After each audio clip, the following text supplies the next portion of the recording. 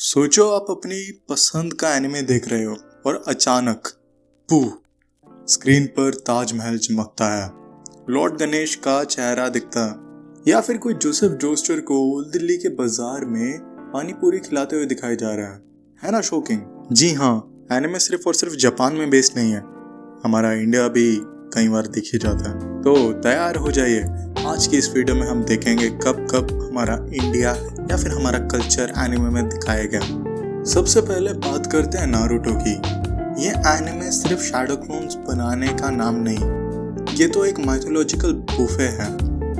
क्या आपको पता है इसके सबसे पावरफुल जो दो कैरेक्टर हैं, इंद्रा और असुरा, सीधे हिंदू देवताओं के नाम हैं।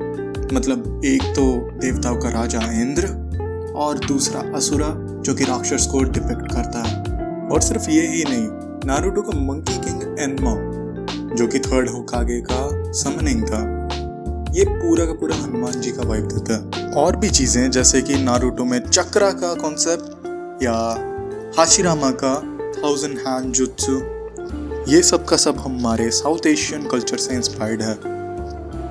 नारुतो ने तो बस शुरुआत की थी, अब बढ़ते हैं और भी एनिमे इसके ऊपर। जोजोस बिज़ार एडवेंचर, ये काफ़ी लोगों का मनपसंद एनिमे है। इस एनिमे में हमारे इंडिया को दिखाया गया था, हमारे इंडियन सिटी ऑफ वाराणसी इस एनिमे में दिखाई गई है। जोजो और उसके दोस्त एक एडवेंचर पे जाते हैं उसकी बीमार मम्मी को ठीक करने के लिए, और इसी बीच वो काफ़ी देशों में जाते हैं जैसे कि सिंगापुर, इजिप्ट और ऑफ कोर्स हमारा देश इंडिया। इंडिया तो है ही, जोतारो और उसके दोस्त पाकिस्तान भी विजिट करते हैं। कहना पड़ेगा जोजो का एडवेंचर काफी बिज़ार है।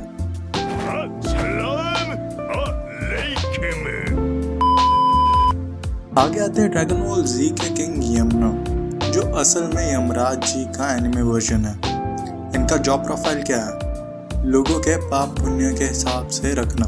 बस फर्क इतना है कि यमराज भैंसे पे आते हैं और यमुना जी एक चेयर पे बैठ के एक्सेल शीट मेंटेन करते हैं। और अगर आपने ब्लैक बटलर देखा है तो आपको अग्नि याद होगा, एक रॉयल सर्वेंट जिसका नाम सीधा हिंदू अग्निदेव से डिराइव्ड है। बोनस फैक्ट, इस एनिमे का एक आर्क बंगाल इंडिया में भी सेट है।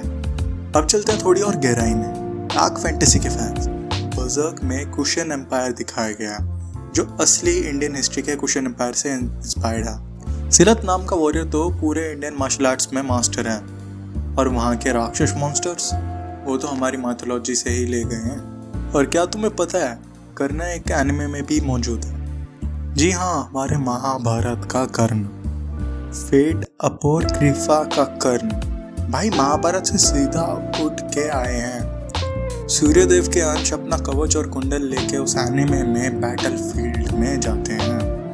अगर आपने महाभारत पढ़ी है तो आपको पता होगा कि कर्ण की स्टोरी कितनी ट्रैजिक थी। फेट एनिमे ने उस स्ट्रैटेजी को पूरा रिस्पेक्ट दिया है। जब वो लड़ते हैं तो आपको उनके पीछे घमंड नहीं, बल्कि उनके सैक्रिफाइस और उनकी लॉयल्टी नजर आती है। और अब सबसे खास बात, आप लोग को पता ही होगा कि इंडिया की अपनी पहली इंडिपेंडेंट एनिमे प्रोडक्शन भी है। नाम है कर्मचक्र एपिसोड 0, जो कोलकाता में सेट है। एक मिस्ट्री ड्रामा है जो इंडियन कल्चर और मिथिसिज्म को एक्सप्लोर करता है। ये तो हमारे लिए एक बहुत बड़ी अचीवमेंट है। लेकिन सिर्फ रेफरेंस की बात नहीं, एनिमे और हिंदू मिथोलॉजी के थीम्स भी बहुत सिमिलर हैं। कर्म, डेस्टिनी, परिवार और दोस्ती। फुल मेटल एल्केमिस्ट का इक्विवेलेंट एक्सचेंज का कॉन्सेप्ट या हीरोज का पास से जुड़े होना, ये सब हमारे कार्मिक लॉ से मिलता जुलता है। एनिमे हीरोज अक्सर अपनी इनर स्ट्रेंथ और कंपैशन से सीखते हैं, बिल्कुल जैसे हमारे धार्मिक ग्रंथों में सिखाया गया। तो देखा आपने, एनिमे में इंडिया सिर्फ रेफरेंस नहीं बल्कि एक गहरा कनेक्शन है। आपको कौन सा रेफरेंस सबसे पसंद आया? नारुतो के इंद्र, असुरा या जोजो का इंडिया ट्रिप? कमेंट्स में ज़रूर बताना।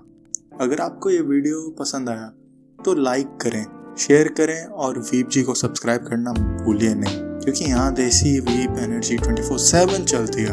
अगली बार मिलते हैं, तब तक के लिए वीप जी आउट।